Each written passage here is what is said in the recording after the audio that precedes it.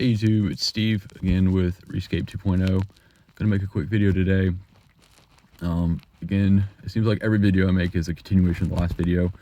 This video is gonna be, I hope it's quick, it's gonna be basically on the spirit and the spirit that comes alive when you're in the present moment, and also when you need protection. And if you need protection all the time, it's always with you, like 50,000 years ago.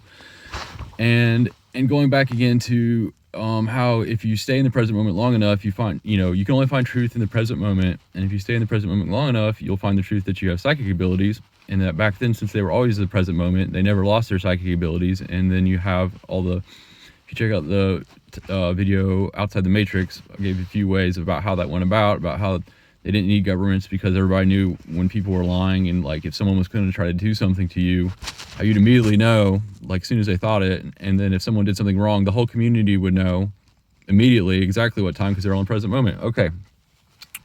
Now the link between, there's another link between the psychic abilities and the present moment and the spirit. Because like I said, because a lot of people say psychic abilities, to be socially appropriate. Oh my gosh, this thing's vibrating. I'll try to hold it, keep it from vibrating.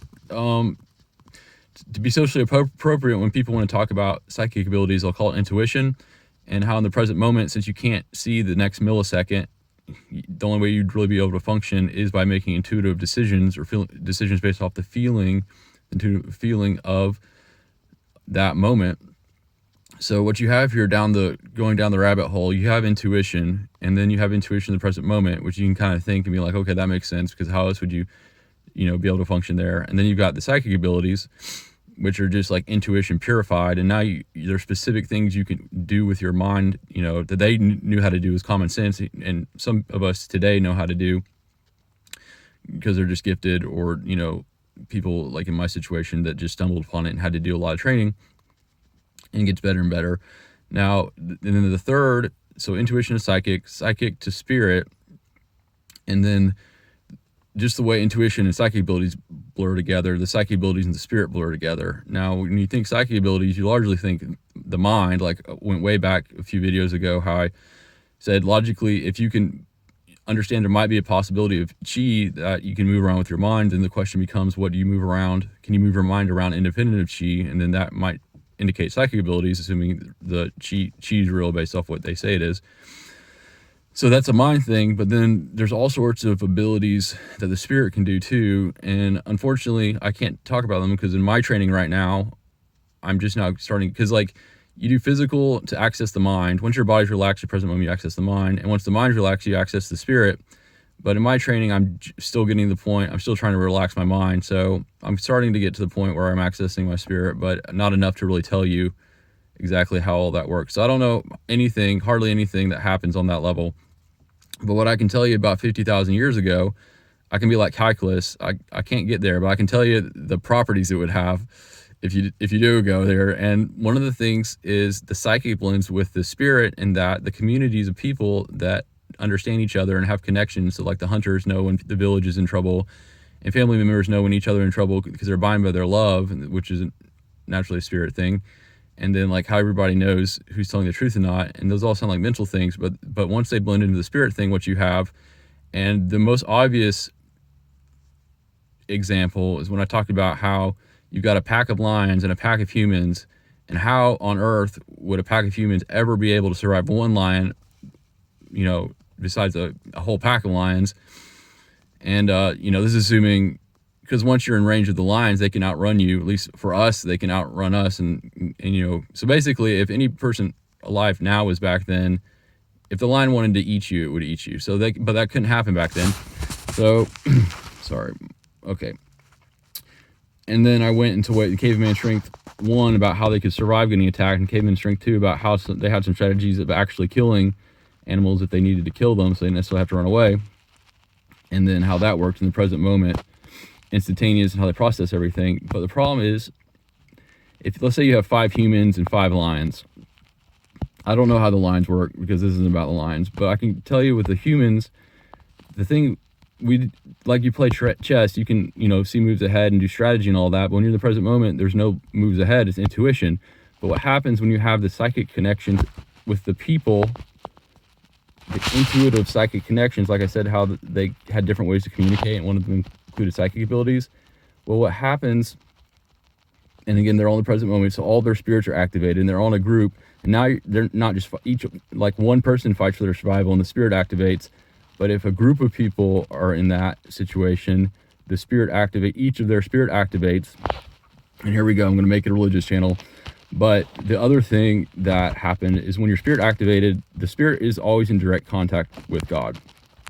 So, and anybody that knows anything about God, it's monotheistic. God is one, which was a big deal a long time ago. Not a big deal anymore. But what this means is when you have 5 people all about to get eaten by lions in the present moment, their spirit activates. And again, they have strong minds. So when the lions roar and do all their angry stuff, they stay in this present moment. So the spirit stays activated. And then what happens is, because they're all connected to the same source, when they move as one entity. So if you were to watch them, aside from all the psychic abilities and the conditioning and the speed and the strength and the ability to take hits and the ability to jump and the ability, to precog and all that, what's the capstone on all of it, and things that I haven't talked about yet, another 20 things. The capstone and why they're always in groups, when they're out, where they could, potentially be attacked, which I guess is all the time, so they're always in groups. The capstone is that when they get attacked, in the present moment, when they're being attacked, they react in the most efficient way possible, not per person, but as a group, in a way that none of them individually could have planned or seen beforehand.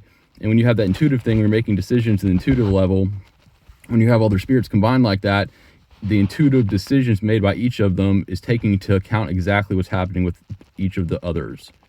And it's beyond the awareness of any individual of them. I mean, they may know, if they can keep up with that too, but the decisions are made taking all of them into account beyond the awareness of any one of them. So if you were to watch them fight, you would see them move almost like how bees have a hive and there's a queen.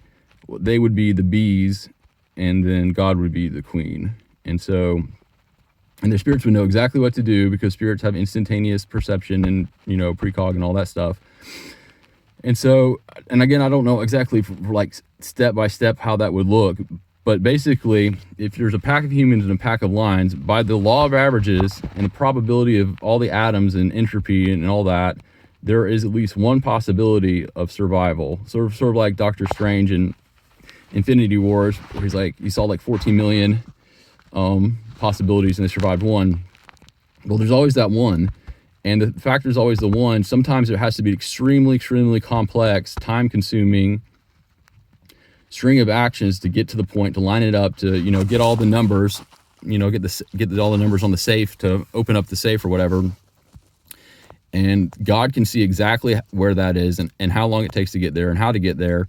And then the spirits being connected to God then become one spirit. And then all 5 of them, or however many of them, do everything that exactly what is necessary to do, using intuition, to basically make all the combinations of moves and positions or whatever, so that they come out and they win. And then the question is, like, I know that's crazy, but I don't know what to tell you. I mean, you can think I'm crazy or believe me, you can do your own research anyway. But then the question becomes, well, what about the lions? Why can't the lions do that? And the reason the lions can't do that is because the spirit that activates in the human being that allows all of them to become one spirit and move together relies on a direct connection with God. And if lions have a spirit that activates, maybe all animals do that, if the pride of lions, each individual one of them isn't going to have their spirit connect to God, at least not automatically in that situation. And I don't know why that's a human thing. One of the reasons humans, can on 2 legs at all, and we talk and make tools and create art, like what I told you, like making your tools your specification and your shelter exactly for yourself and how the signature of the spirit. You don't generally see animals do that. So I don't know how it works, but basically the humans have that ability over the animals.